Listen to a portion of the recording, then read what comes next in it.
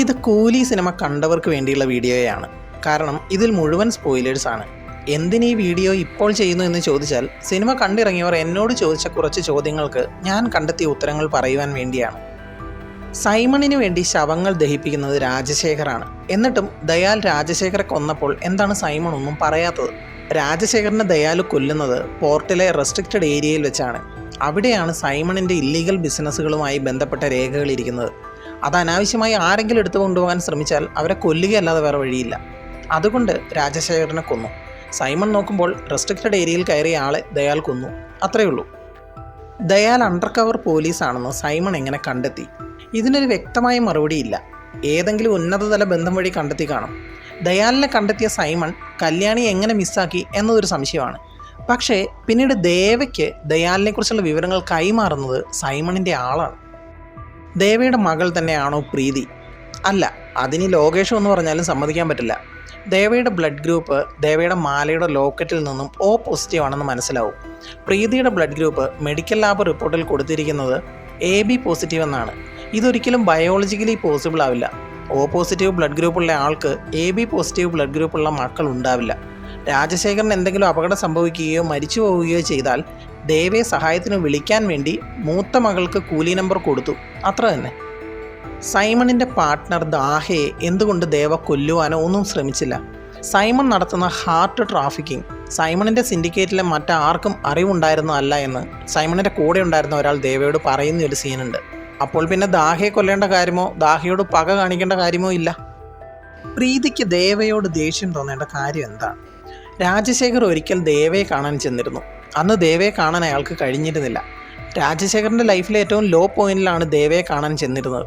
അപ്പോൾ പോലും സഹായിക്കാൻ കഴിയാതിരുന്ന ആളിനോട് പ്രീതിക്ക് ദേഷ്യം ഉണ്ടാവുക സ്വാഭാവികമാണ്. രാജശേഖറിൻ്റെ കണ്ടുപിടുത്തം തന്നെ സൈമൺ ആവശ്യപ്പെട്ടത് എന്തിനായിരുന്നു? സൈമൺ ഒരു കിങ് പിന്നാണ്. ഒരു ഇലക്ട്രിക് ക്രമറ്റേറിയം അയാൾക്കുണ്ടാക്കി സ്വന്തമായി ഡെഡ് ബോഡികൾ ദഹിപ്പിക്കാവുന്നതായിരുന്നില്ലേ? നിലവിലെ ടെക്നോളജി വെച്ച് ഇലക്ട്രിക് ക്രമറ്റോറിയം ഉപയോഗിച്ച് ഒരു ആവറേജ് മനുഷ്യൻ്റെ ഡെഡ് ബോഡി ദഹിപ്പിക്കാനും തുടർന്ന് മെഷീൻ തണുക്കാനും ഒക്കെയായി ഏതാണ്ട് 3 മണിക്കൂർ സമയം വേണ്ടി വരും. എന്നാൽ രാജശേഖറിൻ്റെ ടെക്നോളജിയിൽ 9 മിനിറ്റ് കൊണ്ട് ഒരു ഡെഡ് ബോഡി പൂർണ്ണമായും ദഹിപ്പിക്കാം. തുടർച്ചയായി ഉപയോഗിക്കുകയും ചെയ്യാം. ഓരോ ദിവസവും ദേവയും പ്രീതിയും കൊണ്ടുപോകുന്നത് ഒരുപാട് ഡെഡ് ബോഡികളാണ്. അതെല്ലാം ഒറ്റ രാത്രി കൊണ്ട് സാധാരണ ഇലക്ട്രിക് ക്രമറ്റോറിയത്തിൽ ദഹിപ്പിക്കാൻ കഴിയില്ല. സേവ്യറിനെ ദേവ കൊല്ലുന്നത് കണ്ടിട്ട് ഒന്നും ചെയ്യാതെ രാജശേഖർ പോയത് എന്തിനായിരുന്നു? രാജശേഖർ ആ സംഭവത്തിന് ശേഷം മുംബൈ ഉപേക്ഷിച്ചു പോയി. കൂടെ സഹോദരിയെയും ഭാര്യയെയും കൂട്ടിക്കൊണ്ടുപോയി. ദേവ അതിനുശേഷം ചെന്നൈയിലേക്ക് വന്നു. രാജശേഖറുമായി ബന്ധം ഉണ്ടായിരുന്നെങ്കിലും ഒരിക്കൽ പോലും രാജശേഖരനെ കാണാൻ ദേവ പോയിട്ടില്ല. അതിന് കാരണം രാജശേഖറിന് അതിഷ്ടമല്ലായിരുന്നു എന്ന് വേണം കരുതാൻ. വെറുമൊരു ബാഗ് വെക്കാൻ വേണ്ടി 200 കോടി വെച്ചിരിക്കുന്ന രഹസ്യ അറയിലേക്ക് ദേവയെ കൊണ്ടുപോയോ? ആ ബാഗിൽ ഒരുപാട് പണം ഉണ്ടായിരുന്നെങ്കിലും 2 പാസ്പോർട്ട് ഉണ്ടായിരുന്നു. അത് ദയാലിൻ്റെയും കല്യാണിയുടെയും ആയിരുന്നു. അതില്ലാതെ അവർക്ക് രക്ഷപ്പെടാൻ കഴിയില്ല. സോ അതിനാണ് ദേവയെ കൊണ്ട് ബാഗ് എടുപ്പിച്ചതും കൊണ്ടുവെപ്പിച്ചതും. പക്ഷേ ദേവയെ അറയിലേക്ക് എത്തിക്കേണ്ട കാര്യമൊന്നുമില്ലായിരുന്നു. ആരുടെയെങ്കിലും കയ്യിൽ കൊടുത്താൽ മതിയായിരുന്നു. മാത്രമല്ല, ആ പാസ്പോർട്ട് ദേവയൊന്ന് തുറന്നു നോക്കുന്നു പോലുമില്ല. നോക്കിയിരുന്നെങ്കിൽ കല്യാണിയെ തിരിച്ചറിയുകയും അപ്പോൾ തന്നെ ദയാലിൻ്റെ ഭാര്യ അർജുൻ്റെ കാമുകയാണെന്നും ദേവ തിരിച്ചറിഞ്ഞേനെ. പോർട്ടിൽ അണ്ടർ കവർ ഓഫീസേഴ്സ് മരിച്ചിട്ടും യാതൊരു പോലീസ് അന്വേഷണവും നടത്താത്തത് എന്തുകൊണ്ട്? വളരെ സിമ്പിൾ. ഡെഡ് ബോഡി ആർക്കും കിട്ടിയില്ല. ഒന്നുകിൽ കടലിൽ താഴ്ത്തും, അല്ലെങ്കിൽ രാജശേഖർ വന്നതിന് ശേഷം ദഹിപ്പിക്കുകയും ചെയ്യും. ദേവ തൻ്റെ കൂട്ടുകാരെ 30 വർഷമായി മാൻഷനിൽ ഒളിപ്പിച്ചത് ആരും കണ്ടുപിടിക്കാത്തത് എന്തുകൊണ്ട്? അവർ കലാപം ഉണ്ടാക്കിയത് 30 വർഷങ്ങൾക്ക് മുൻപ് മുംബൈയിലായിരുന്നു. അതിനുശേഷം ചെന്നൈയിലെത്തിയ അവർ കലാപകാരികളാണെന്ന് ചെന്നൈയിലുള്ളവർ അറിയണമെന്നില്ല. മാത്രമല്ല, മരിച്ച സേവ്യർ ഒരു കള്ളക്കടത്തുകാരനായിരുന്നു. അതുകൊണ്ട് കൂടുതൽ ഗവൺമെൻറ് ഇടപെടൽ വേണ്ട എന്നും കൂലികളുടെ പുറകെ പോകണ്ട എന്നും കരുതി കാണും. ഇതിനൊന്നും കൃത്യമായ ഉത്തരം സിനിമയിലില്ല. സൈമണിൻ്റെ ഫോൺ ഒരുപാട് ഡിസ്പ്ലേയിലേക്ക് കണക്ട് ചെയ്തത് എന്തിനാണ്? സത്യത്തിൽ ആ ഡിസ്പ്ലേകൾ പോർട്ടിലെ CCTV വിഷ്വൽസ് കാണിക്കാൻ വേണ്ടി സെറ്റ് ചെയ്തതാണ്. ഫോൺ കണക്ട് ചെയ്തതിന് ശേഷം വന്ന ആദ്യത്തെ വീഡിയോ കോൾ അത് യാദൃശികമായും അതിലേക്ക് കണക്റ്റ് ആയി എന്ന് മാത്രം. ഉപേന്ദ്രയുടെ കലീഷ എന്ന ക്യാരക്ടർ എന്തിനായിരുന്നു? പ്രത്യേകിച്ച് ഗുണമൊന്നുമില്ലായിരുന്നു. ഒടുക്കത്തെ സ്റ്റൈലായിരുന്നു എന്നതൊഴിച്ചാൽ യാതൊരു ആവശ്യമില്ലാത്ത ക്യാരക്ടർ. പിന്നെ ഇതൊരു പാൻ ഇന്ത്യൻ ആക്കണമല്ലോ. സോ കന്നഡയിൽ നിന്നൊരു സൂപ്പർ സ്റ്റാർ. വലിയ സിൻഡിക്കേറ്റ് ആയിട്ടും സൈമണിൻ്റെ ഡെഡ് ബോഡി ദഹിപ്പിക്കാൻ രാജശേഖരൻ്റെ സഹായം വേണ്ടി വരുന്നത് എന്തിന്? കൊല്ലാനറിഞ്ഞാൽ ഇതൊക്കെ മറയ്ക്കാനും അറിയണ്ടേ? സത്യത്തിൽ ഇതിനൊരു ലോജിക്കൽ മറുപടിയുണ്ട്. രാജശേഖരനെ ആദ്യം സൈമൺ അപ്രോച്ച് ചെയ്യുന്നത് 22 ഡെഡ് ബോഡികൾ ഒറ്റ രാത്രി കൊണ്ട് ഡിസ്പോസ് ചെയ്യാനാണ്. അത്രയും ഡെഡ് ബോഡികൾ ഒന്നിച്ച് ഡിസ്പോസ് ചെയ്യാൻ ഏത് കിങ് പിന്നും കുറച്ച് പാടായിരിക്കും. അവിടെയാണ് തുടക്കം. 10 മിനിറ്റ് വെച്ച് നോക്കിയാൽ 4 മണിക്കൂർ കൊണ്ട് രാജശേഖർ അത് ചെയ്യും. അപ്പോൾ പിന്നെ സൈമൺ രാജശേഖറിനെ കൂടെ കൂട്ടി. ഇനി ഉത്തരമില്ലാത്ത ചോദ്യങ്ങളാണ് ഇതിലും അധികം. 200 കോടിയും പാസ്പോർട്ടും കിട്ടിയിട്ട് പിന്നെ എന്തിന് വീണ്ടും അടുത്ത ഡോക്യുമെൻറ്റ്സ് വേണം, അർജുനെ കൊല്ലണം എന്നൊക്കെ പറഞ്ഞ് ദേവയെ വട്ടം കറക്കി ദയാൽ സമയം കളഞ്ഞു? അറിയില്ല. സൈമണിന് വിശ്വസ്തനായിട്ടുള്ള വേറെ ആരെങ്കിലും പറഞ്ഞുവിട്ട് ദയാലിൻ്റെ ശരീരം കുഴിച്ചു മൂടാൻ പറയാമായിരുന്നു. എന്തിന് ദേവയും പ്രീതിയും? ലക്ഷറി വാച്ച് കാണിച്ച് പ്രൊമോട്ട് ചെയ്തിട്ട് സിനിമയിൽ യാതൊരു ഇമ്പാക്റ്റും ഇല്ലായിരുന്നു. സത്യത്തിൽ കൂലിയിലെ മെയിൻ വില്ലൻ ആരായിരുന്നു? നാഗാർജുനയുടെ സൈമണോ അതോ സൗബിൻ്റെ ദയാലോ? 7 പ്രാവശ്യം കഥ പറഞ്ഞതിന് ശേഷമാണ് നാഗാർജുന ഈ വേഷത്തിലേക്ക് സമ്മതിച്ചത്രേ. എന്തിന്? 2 വർഷം കൊണ്ട് എഴുതിയ കഥ ലോജിക്ക് 7 അയലത്തു കൂടി പോയിട്ടില്ല. പഴയകാല പാട്ടുകൾ കൃത്യമായി കൈദിയിലും ലിയോയിലും വിക്രത്തിലും പ്ലേസ് ചെയ്ത ലോകേഷിന് കൂലിയിൽ അടപടലം പാളി. റോളക്സിന് ഈക്വൽ എന്ന രീതിയിൽ കൊണ്ടുവന്ന അമീർ ഖാൻ്റെ ദാഹ എന്തിനോ വേണ്ടി വന്നു, ബീഡി വലിച്ചു തിരിച്ചുപോയി. ലാൻഡ് ലൈനിൽ വിളിച്ച് കൂലി നമ്പർ പറയുന്നതും മാൻഷൻ ഹൗസ് ബ്രാൻഡിക്ക് പകരം പവർ ഹൗസ് ബ്രാൻഡി ആക്കിയതും അതൊക്കെ കൊല്ലുന്നവൻ്റെ ചെവിയിൽ പറയുന്നതും ഇച്ചിരി കടന്നു കൈയായിപ്പോയി. ദേവ എന്തിനാണ് സൈമണെ കൊന്നതെന്നും ദയാൽ എന്തിനാണ് അർജുനെ കൊന്നതെന്നും ഒരു പിടിയില്ല.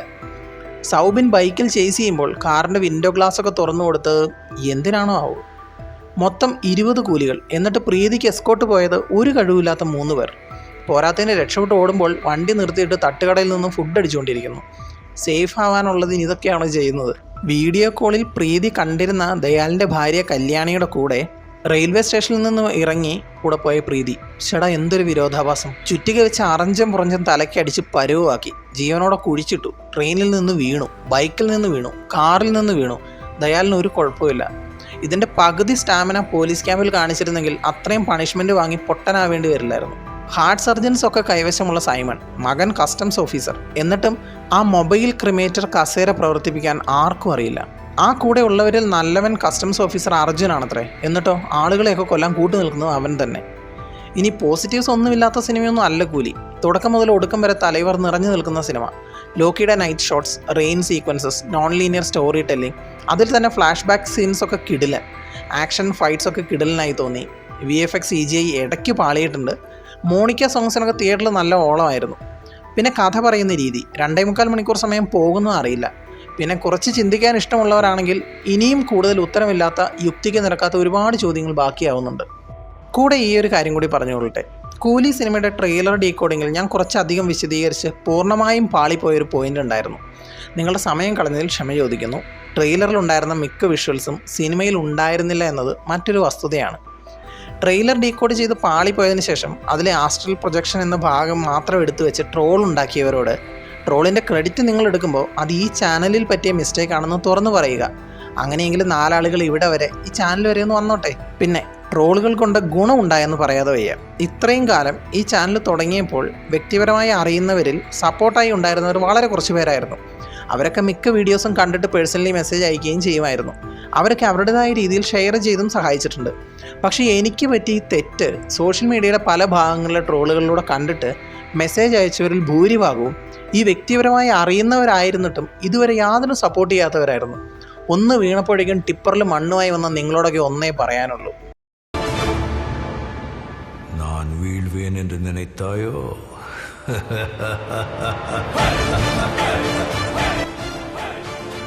Thanks for watching. Bye bye guys.